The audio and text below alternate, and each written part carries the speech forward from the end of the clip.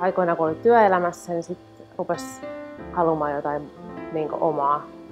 Ja sitten kun tällainen pieni paikka, tässä tehtiin silloin jo kaikki itse ja se kiehtoi myös mua, koska mun mummu on ollut leipomuyrittäjä.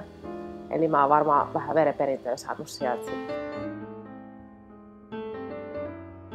Se on ihanaa, kun täällä on väkeä, niin sit se puheen sorina, niin se on sellainen ihana palkinto.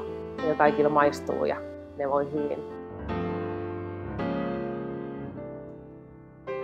Tää on tämmöinen pieni rauhallinen kahvila täällä keskustan Hälinässä. Se on kans, tää kahvilan tunnelma tekee se, että tänne on kiva tulla.